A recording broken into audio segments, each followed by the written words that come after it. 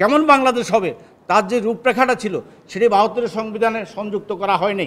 যে কোনো সংবিধানের রাষ্ট্রের মূলনীতি তৈরি করবার ক্ষেত্রে পার্লামেন্টের 2/3 মেজরিটি অথবা সংখ্যাগরিষ্ঠতার জোরে একটি দেশের মূলনীতি তৈরি হতে পারে না, একটি দেশের মৌলিক জায়গা ঠিক করা যেতে পারে না।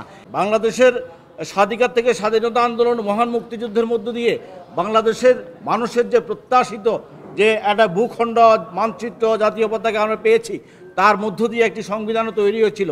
অনেক ত্রুটি বিচ্ছুতি থাকবার পরও সেই সংবিধানের মূলনীতিটাকে আমরা গ্রহণ করছি এবং আজকে 2025-এর এই সময় এসে আমরা মনে করছি যে 10 এপ্রিল স্বাধীনতার ঘোষণাপত্রে সাম্য, মানবিক মর্যাদা, সামাজিক সুবিচারের যে দার্শনিক ভিত্তি ছিল, যে ঘোষণাপত্রের কেমন বাংলাদেশ হবে তার যে রূপরেখাটা ছিল সেটি ৭২ সংবিধানে সংযুক্ত করা হয়নি।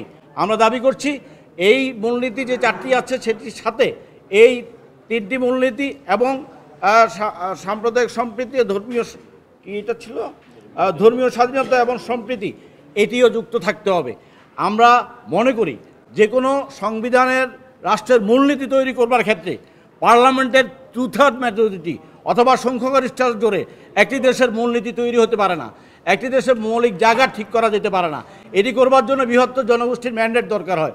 মুক্তিযুদ্ধের সময় আমরা এক ধরনের বিপ্লবের মধ্যে দিয়ে একটা ম্যান্ডেট পেয়েছিলাম।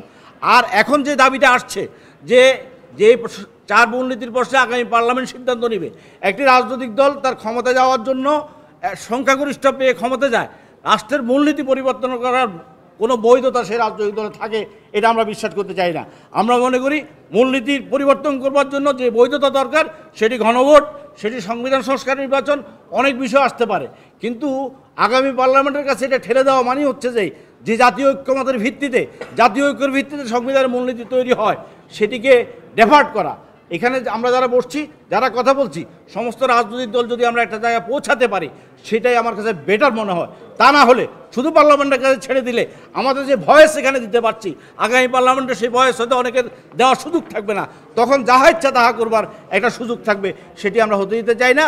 আমরা মীমাংসাটা এখানে করতে চাই, সকলে মিলে করতে চাই।